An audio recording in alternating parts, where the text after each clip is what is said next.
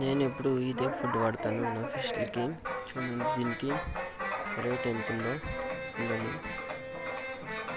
చూడండి రేట్ వచ్చేసి 350 రూపీస్.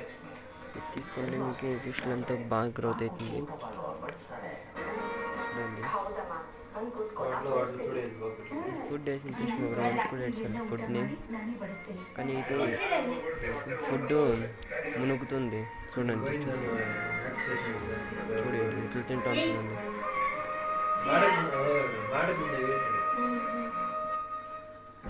ఇట్లా ఇట్లుంటే ఫుడ్ పక్క తింటుంది ఫిష్లు అంతను, కానీ రేట్ జాస్తి అంతే. ఇట్లా ఇలా వేస్తే మీ ఫిష్ బాగా గ్రోత్ అవుతుంది.